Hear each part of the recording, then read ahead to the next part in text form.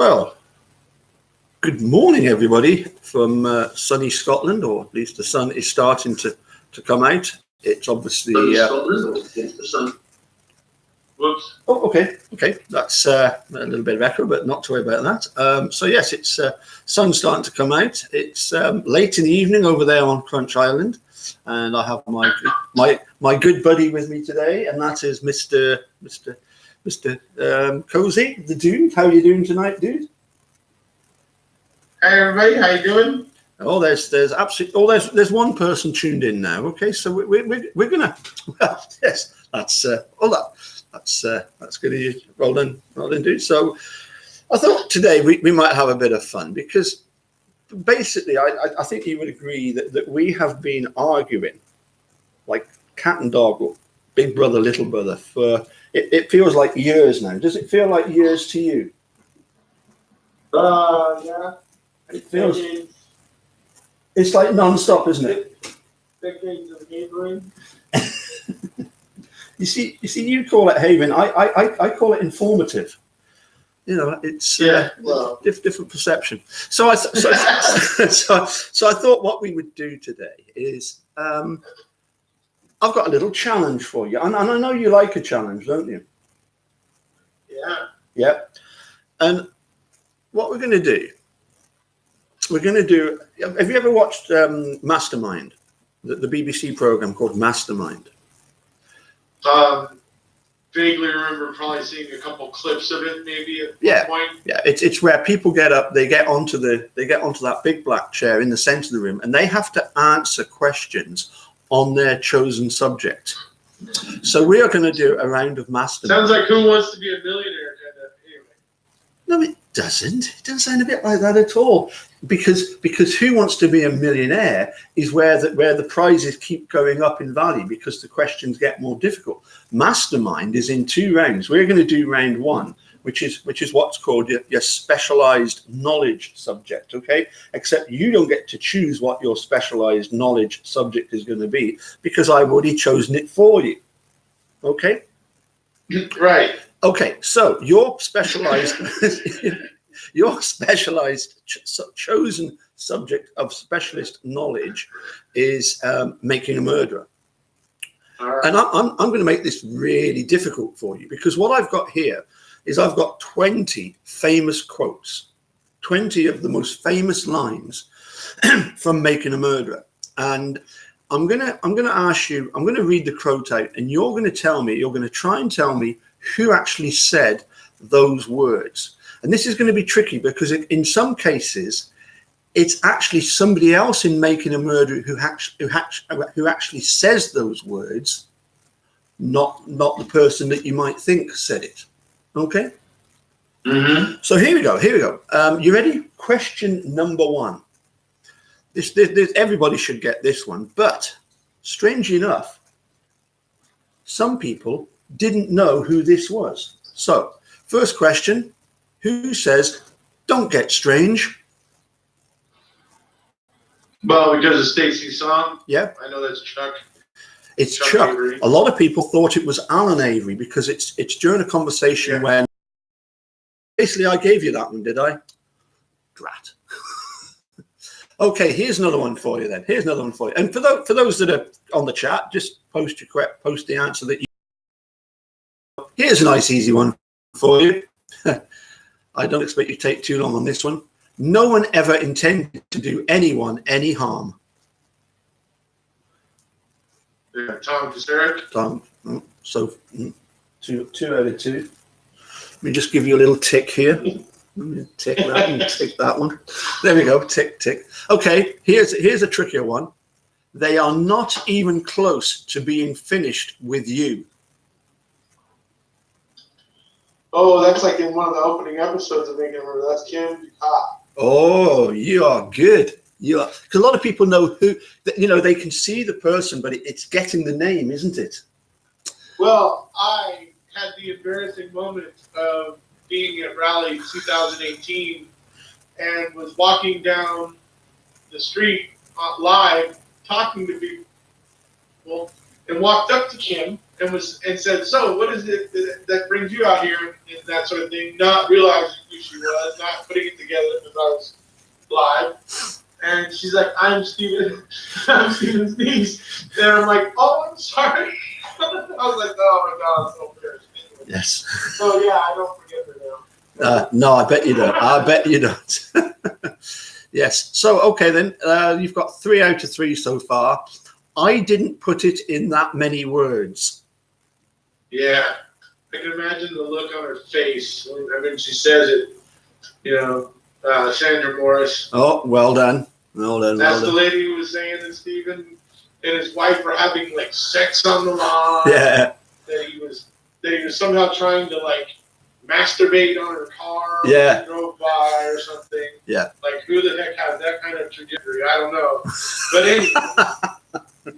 So Behave yourself, dude. Behave she's yourself. a piece of work, but man, Yeah. the scowls on her face in that interview as they're asking her questions are just like, whew. She looks like a lot of fun. Oh yes, yeah. I like when they say, "Were you frequenting 1 or 2 bars?" You know, or were you was there a bar that you used to go in? And she says, "Yeah, there might have been quite a few that I went in." And apparently, her and Dvorak were. Oh, I'm not going to say another word. They do a number of things that are quite admirable.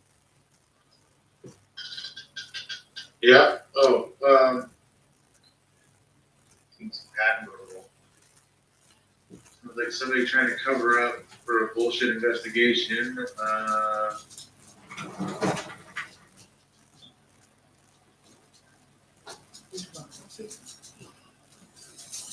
I'm going to say Stephen's original judge, Fred Hazelwood. Oh, well done. Well done. Well done. Yep, Fred Hazelwood. My God. Okay. A lot of people will not know this name, but they'll picture the woman straight away. What a crock of shit. Yeah,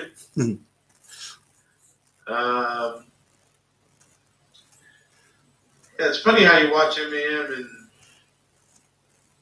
don't always get. Yeah. You see, you always hear quotes, you know, right? Yep. There, whatever, you know. And plus, anybody, Avery, Dassey, I mean, that could come out of literally anybody's freaking mouth. I mean, that's anybody but law enforcement. I'm going to say,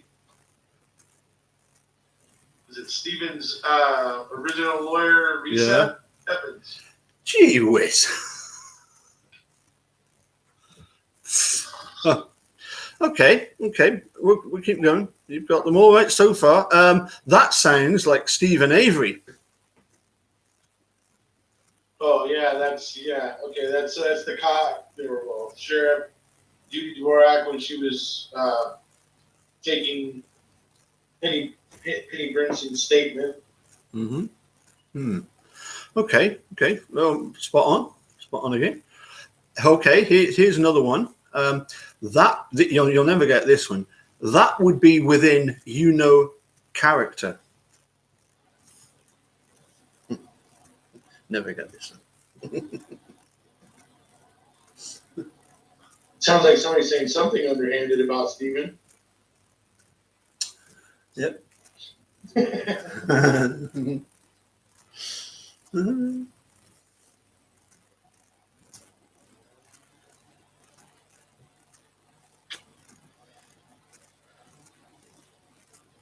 I don't see many people offering answers on the chat though.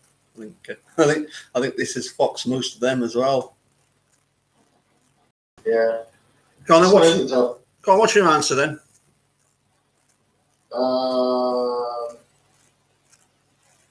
Mike Kinzel. Oh, goodness sake!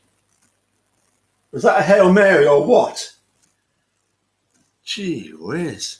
I don't know. Who It's a educated guess on very little. But yeah, well, I don't know. I really like that when later on in one of the episodes he talks about the fact that in 1985 he was wrongfully convicted and DNA evidence proved that he was you know, he was actually innocent, but now with investigative techniques, it's like what a load of BS, you know. I mean, trying to tell all this, you know, everybody that, oh, you know, because the cops are so much better now, you know, and you know, Stephen Avery exactly where he belongs. What a nerd. Anyway, here we go. This is one that's going to really fox you. You need to be aware of this Gregory Allen. Well, okay, well, that would have had to have been said at some point before Stephen was prosecuted for the 1985 attempted murder and rape. Mm-hmm. And none of those people spoke in the documentary. Mm-hmm. And those would be the people that were trying to tell Vogel to look at Gregory Allen. But seeing as we don't actually have any of them speaking in the documentary, I'm going to go ahead and guess that it was Stephen's post-conviction attorney, Stephen Lynch. My God, you're jammy. What's it? How many have you got right so far? 1, 2, 3, 4, 5, 6, 7, 8, 9. Damn. Okay, here's this is far too easy, but there's a couple here that you're never going to get. I'm innocent. I didn't do it. Yeah, pretty sure I heard 2 people say that, but Stephen and Alan Avery. Yep, Alan Avery. Because Alan actually says it as well. Yeah. Because he's emulating Stephen. Yep. And, you know, so. Okay. This one. Nobody remembers this woman's name. Mainly his mother. I've given you a clue. It's a female, but you'll never get this name.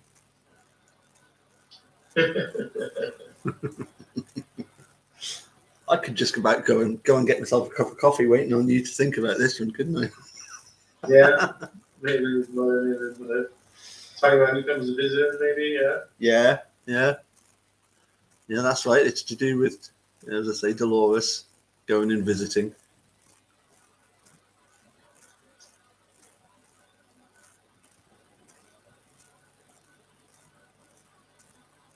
Yvonne Thus. Oh, never. You are jammy, Git. You are correct. Okay, how many is that you've got so far? 1, 2, 3, 4, 5, 6, 7, 8, 9, 10. You've got 11 out of 11, dude. What on earth are you on? Okay, here we go then. Here we go. This is a well-known quote, but of course the problem is who actually says it. This is a really famous quote. Stephen Avery didn't even own underwear.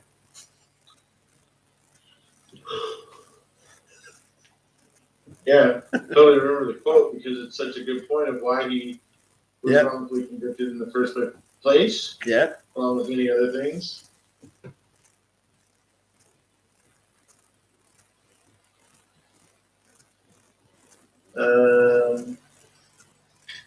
Rob Jeanette. For goodness sake. Gee whiz, dude. You've got every single one right so far. Okay. Yeah. Here we go. Damn, I've only got 8 to go. That somebody was Gregory Allen.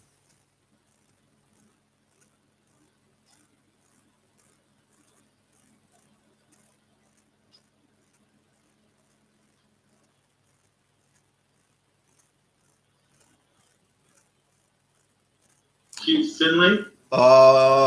Keith Finley of the wrongful conviction place.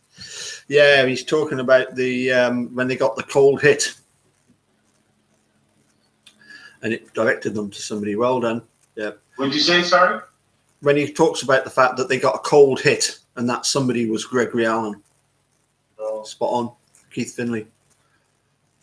Although I never quite understood why the Innocence Project they actually removed Steve from their list of exonerees, didn't they? They removed his picture. They kind of disowned him after the Holbach investigation. And you would have thought, wouldn't you, that a centre for wrongful conviction. Really still an exoneree. Yeah, but you'd have thought that a centre for wrongful conviction, knowing how easy people are wrongfully convicted, and looking at the evidence in that case, you would have thought, would you not, that they would have gone, oh wow, there's something dodgy here, Basically, I would have liked them to have stepped in right at the start and said, there's something going on here, because you've just exonerated this guy 2 years ago, and now you're pulling him up for this when all the evidence is fabricated. Makes you wonder what information they were given, doesn't it? Anyway, Well done. Moving on. Who is Paul testing? Oh, yes. Who is he testing? None other than the guy that put the mask on, made himself look a bit like Richard Boyd, but no, he's live with me on the phone here. The one and only dude from Crunch Island, Mr. Erekose. And so, anyway, moving swiftly on. You are doing so well, dude. I can't figure out how you're pulling out these names. But anyway, let's see if you get this one. Hit the sheriff office like a bomb.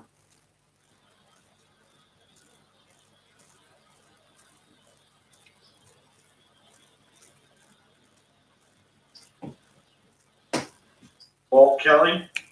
Damn. Yeah, Walt Kelly. Unless they feel threatened. That sounds like somebody referring to law enforcement. Yeah. I'll go Steve's post-conviction attorney again. Steve Glynn. Steve Glynn?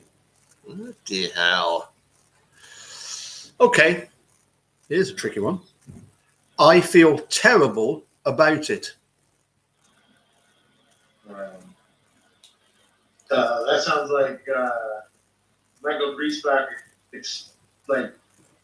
describing what he kind of expected to hear when he called the DA's office to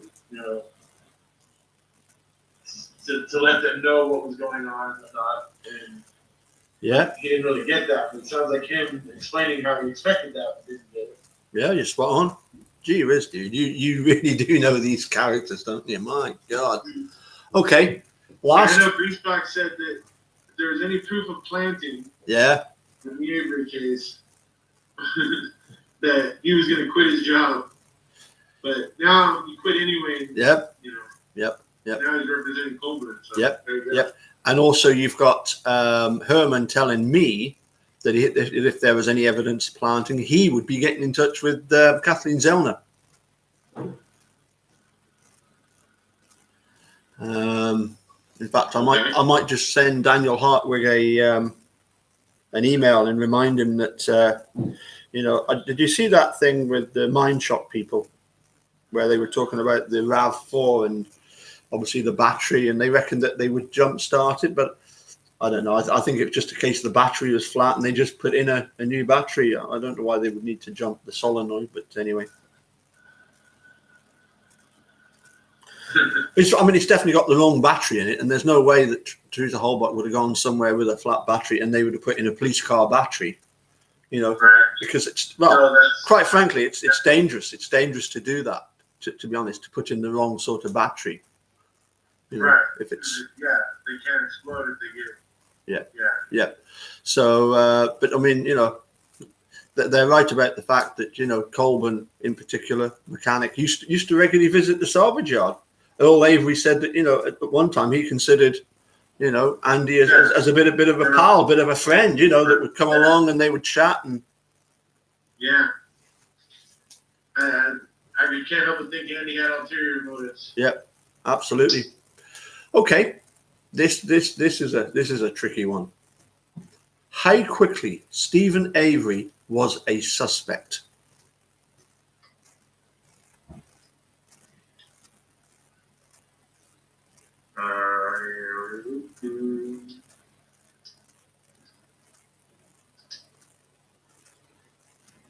Is that one of the original reporters, Tom Pritchard? Bloody hell. Right, again. You got some sort of like photographic memory or something? Possibly. Okay. Here we go then. Last three. You might struggle with these two because they get progressively tricky, I think. That was our opinion at the time. Well, that is from a conversation that DCI was having. Well, that's from one of the DCI investigators who was interviewed later. Yep. I remember that. Her name was Amy Lehman. Damn. Indeed. Okay then. Not to screw this case up. Mm-hmm. Well, you almost want to think of Fassbender and Sherry Paul. Yeah. That.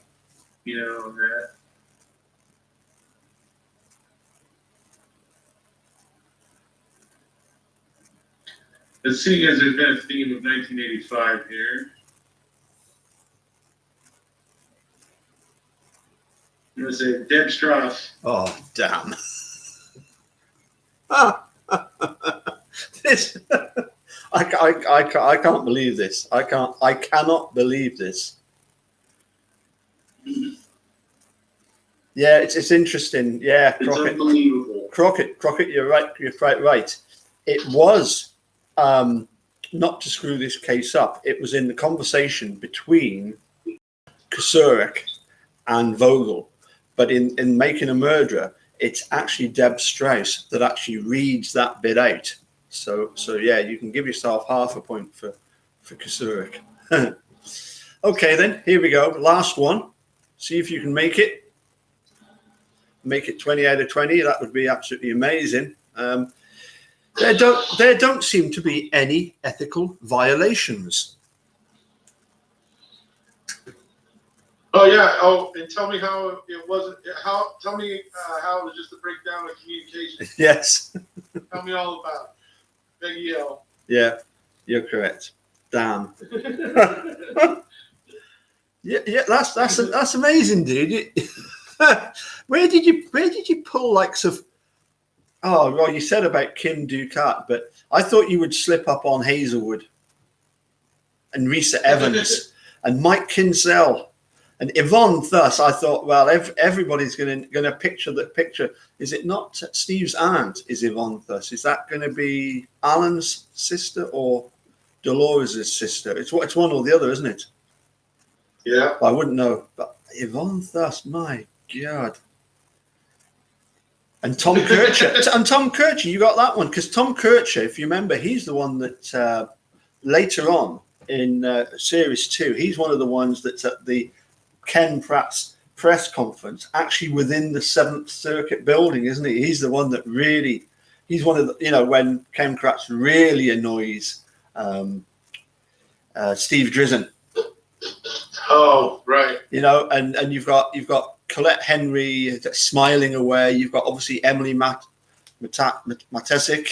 and Tom Kircher is one of the guys that's there smiling at Ken Kratz. I don't know. Smoke bastards. Yeah. Well, I'll tell you what. You're quite right, Crockett. I'll tell you what. It's pretty fucking shitty what Ken did because. And I don't believe him for a second the way he acted, but having his wife say, "Oh, and don't forget about your book," just to set him up. Oh, we're not talking about that here today or whatever. But there it was. It was just talked about. Oh yeah. You know what I mean?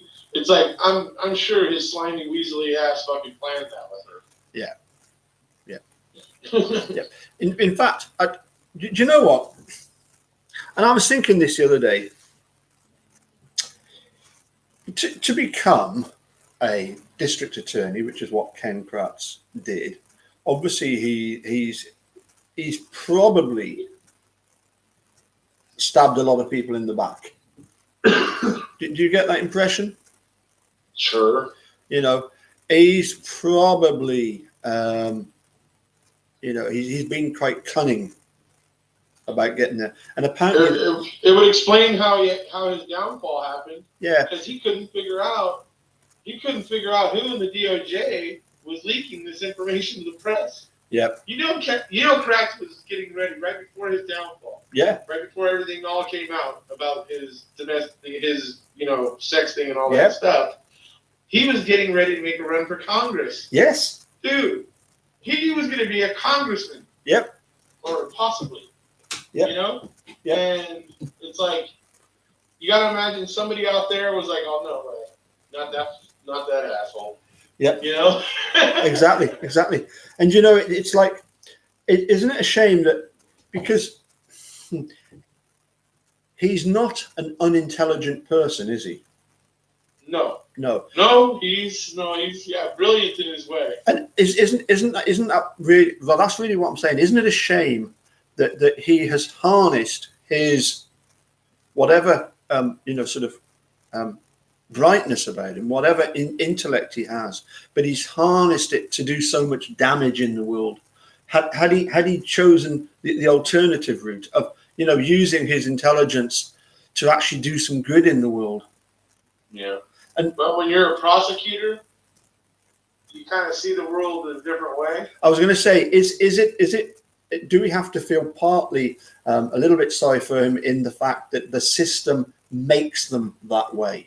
Because when you look at some of the other prosecutors that we've come across, your Jim Hardings and your Martha Blacks, yeah, and your Kim Worthies, your Kim Worthies, your Paul Howards. Yes, yeah. And who was that Massey fella? Detective Massey, but anyway.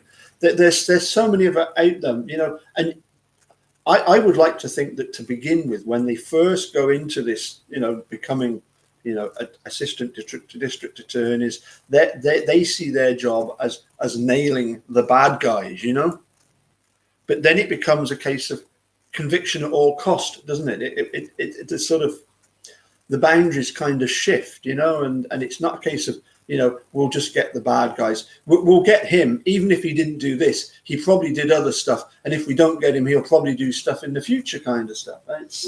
That's kind of mentality that was happening. Yeah. Anyway, and another thought about Ken is the fact that he was the one that they went to because of this conflict of interest, which was a complete and utter farce. So you almost get the sense that Ken Kratz had already been briefed to be the prosecutor. Okay. But the other thought is, well, if it hadn't have been Ken Kratz, if they'd have chosen one of the other prosecutors from a different county, would it have made any difference? Because I'll tell you what, Ken Kratz comes out with some, excuse the pun, some crass statements. I think Calumet, because it's such a small, low population, little county. Yep.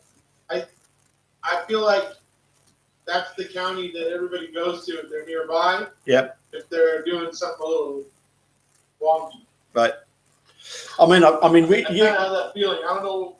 I'm not 100% certain about that, but I get this funny feeling. Yeah, I mean, you drove back from Eagle Nations, and we went through Calumet, and if you blink, you miss it. You're absolutely right, aren't you? Particularly if you're dying of thirst. Yeah, that was a great drive too. Yeah, I think I posted the footage of that. You did indeed, yeah. But I just, I'm thinking of Ken Kratz with his, saying that reasonable doubt is for innocent people, in his summing up. And you think that's an absolutely ridiculous thing to say. And the judge should have just stopped in there and then and said, no, reasonable doubt is for everybody. And the whole purpose of this case is to find out if somebody is innocent or guilty. not for you to put it that way round. And you think, well, that was pretty bad. But then you get on to like Tom Fallon, some of his crass stuff, like the one when he gets up and says they do so at their peril. But I think the best one from him was in Brendan's trial when he says, innocent people don't confess.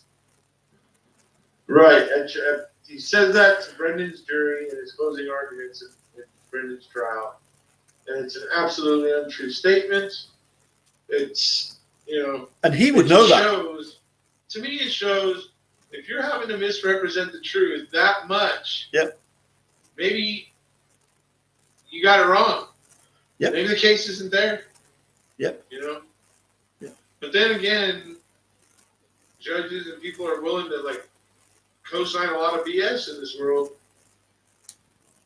But hopefully people are going to start waking up to that. Because, if they start seeing how easy it happens, they'll start fearing it can happen to them. Yep. And that's really the key of it. Once they start seeing how easy it can happen, they will begin to have a proper amount of fear. And then they will, begin to take an interest, and therefore, people need to take their power back. Use their power to vote and do those things, and take the power back, and let the people that are just making matters worse know by removing them, and then likewise with people that are trying to find solutions and trying to find ways to solve problems. That's what we need to be focusing on, hopefully. And that's in criminal justice in many arenas, really, but obviously in this context, the criminal justice arena. Yeah. I mean, the other guy that also annoyed me immensely, and I'm just really glad that he's been called out as being not this wonderful person that people say he is. And it would be one thing I would take exception to Jerry Buting about, because in his book, he's got one or two words of praise for Norm Garn. And I do hope at some point that Jerry actually confronts Norm Garn over this handing back of the bones from the quarry, handing them back to the holdbacks. Yeah. Because Jerry's basically in that book, he stuck his neck out and said, he thinks that Norm Garn's quite a good guy. Well, when was Norm Garn going to tell Jerry, oh, by the way, we've decided to hand back those animal bones to the holdbacks? When was he gonna tell him that? How good of a guy can he be, right? And also you've got him when it. Was it him? Who was it that actually made the call? I think it was him that actually made the call, wasn't it? On the Sherry Culhane to not bother with protocol. Was that his call ultimately on that? Was it? No. Or was it Tom Fallon? Well, no, I think she just had to go. She had to go to whatever, the head of the lab or something. Yeah. I think it was like the head of the lab or whatever. And that wasn't Norm Garn.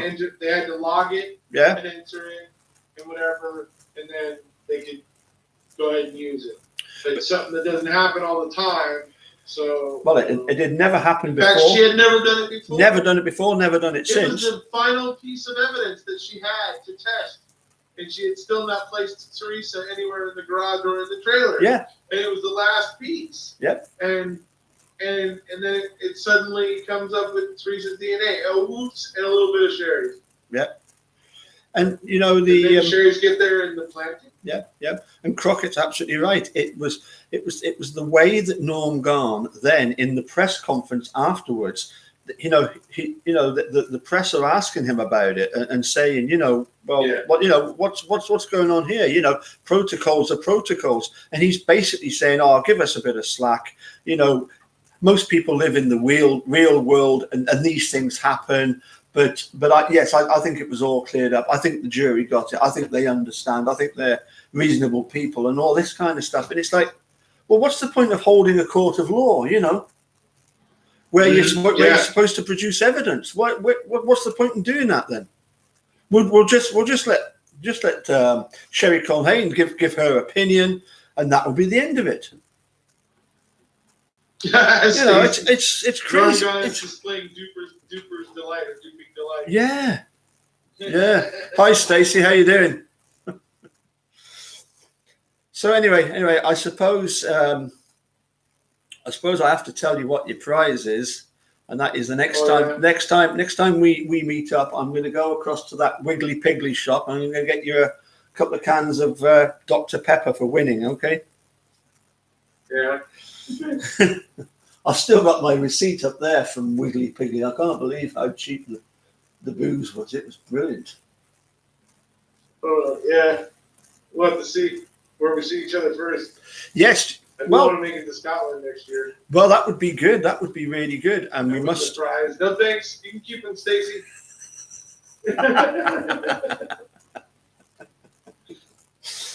Well, that was interesting, wasn't it? About that Woody Woodpecker Woody admitting to the fact that it is Ken Kratz, and that's exactly the sort of thing that Ken Kratz would do, because it's meant to sound as if, you know, it's ludicrous.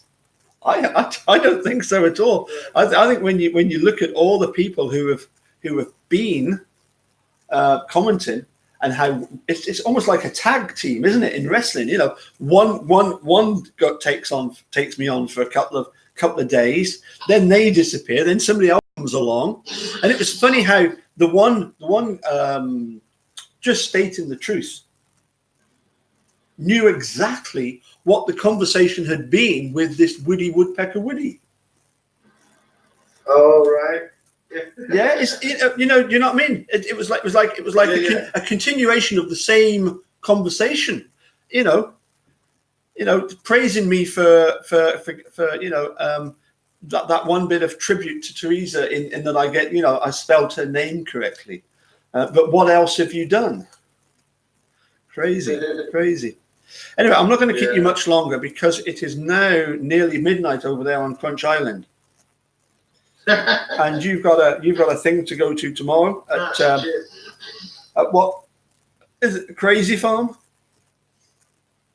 Well, we'll see what tomorrow's going to be. Yeah, you'll have fun. It might be me hanging around at the entrance, handing out business cards. Yeah.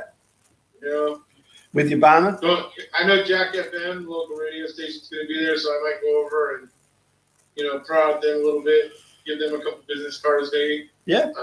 Yeah. We'll see what happens. If a couple people show up, we'll certainly get that banner out and we'll do something right there in front of the entrance. But yeah. I may just end up doing a little reconnaissance to come back at a later date. I really wanted to do it opening night, but it's just not coming together. It was too short notice. Yeah. So, what site? I thought that Friday was opening night. No, it opens on the 19th, which is tomorrow. So you are going to be there tomorrow. You can look it up online. Yeah. So you're going there tomorrow. Tomorrow. Yeah. For me, it's tomorrow. Yes. Well, it's 19th for you already. So. Yes. Yeah. But yeah, I know what you mean. Yeah. Well, take care, buddy, and damn it, you got one over on me. I can't believe that. I can't believe you got 20 out of 20. You are something else, dude. Believe it, buddy. I've got to hand it to you there. You've done you're amazing. Okay. Well, that's. Is that one? Good talking to you, buddy. Is that 1-1 following the crunch debate? Is it? Is what? Is it 1-1 now following the crunch debate? I won the crunch debate. You won this one. Oh, you're saying yeah. I guess so. I guess we're even. Okay. Although I keep telling you, register it, but I keep telling you, the fact that you only beat me by one vote in the crunch debate. I mean, when you really should have beat me by a mile. Seriously, dude. I mean, even anyway, but you didn't. I was able to make an argument. You only won by one. I count that as a W right there. Well, I mean, the thing is, all it cost me was to speak to several pupils and offer several packets of fruit sweets and mints, and that was the win. I mean, win by 1, win by 10, it doesn't really matter. A win's a win, Well, I'm fine with you chalking it up as a W, but Saying. Right. Okie dokie. Right. Okay. Well, I'll say cheerio, and we'll catch you again soon. And we must get together and have this this chat with Dr. Lean. With Sandra. Yeah. And about Luke Mitchell. Yeah. Yeah. Definitely. I felt terrible last weekend on this. I bet you did. If you never got to bed till 6 in the morning. To bed till 6 in the morning. That would. Like, I literally was waking up as you guys were ending it. Yeah. Literally. Yeah. Like you guys ending the call. Yeah. Were the beeps on my phone that were waking me up. Yeah. Yeah. So yeah, I mean, like, damn it. You must have had a few scotch that night. I bet you woke up with a bit of a hangover, didn't you? No, there was no alcohol involved. All right. I just got stuck being up all night. Yeah. Never mind. It sucked. I remember virtually staying up all night in Manitowoc on the Saturday night. Yeah, I'm not 20 years old anymore. But that was fun when we were in Manitowoc, though. Shit. Oh, Man, yeah. you and Allie had us freaking entertained. Sure. I'll tell you what I really you want. kept coming over, finding every bottle of alcohol that Denise Rainey had brought. Damn, she brought a lot. And, man, you got onto the Fireball, man. You liked that Fireball. Woo. I'll tell you, I am taking a leaf out of Stacey's book at the moment. I've been off. You weren't then, though. I think even Stacey allows me a little relapse every now and again, you know. I figured giving up the alcohol for about 6 months is what allows you to pay for the trip for you and Eunice to go to Manitowoc. Yes. I figured that was the strategy. Yeah. Actually, you make a good point there. Yeah, when you've got the when you sort of having a drink every night, it does add up. It's not good. So yes, or a drink or two. Yeah. 3 maybe. Yeah. Weekends, maybe you started at 2 or 3. You have maybe 7 or 8. Yeah.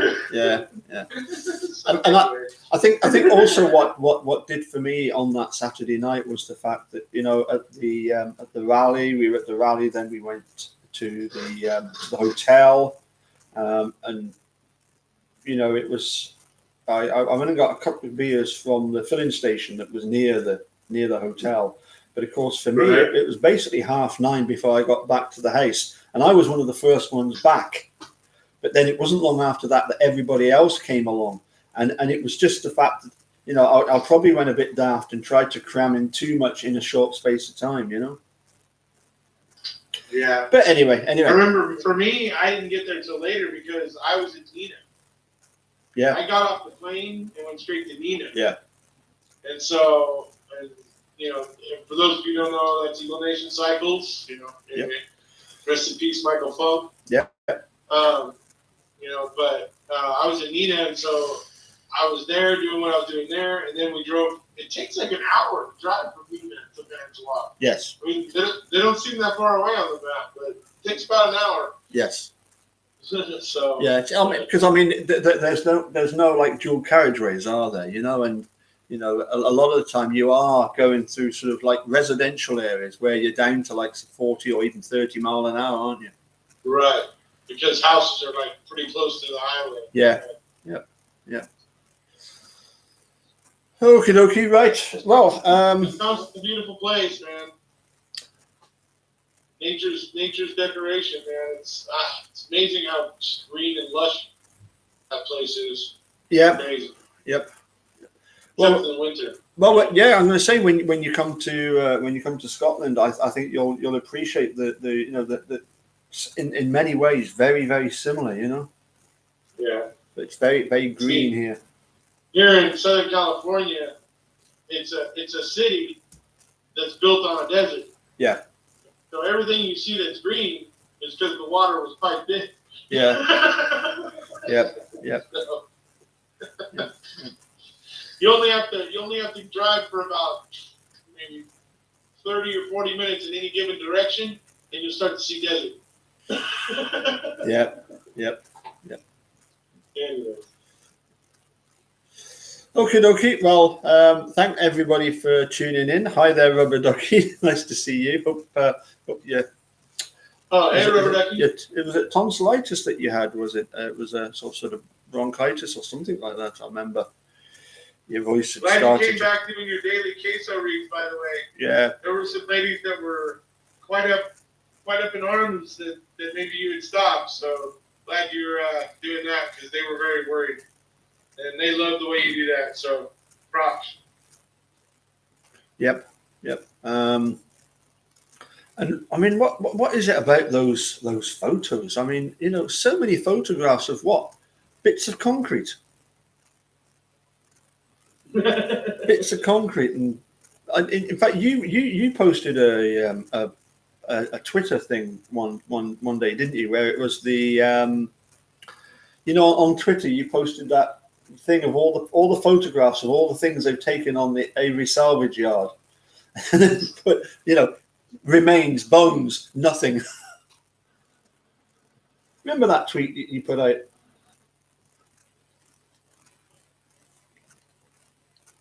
No, must have gone. Are you gone? He must have gone.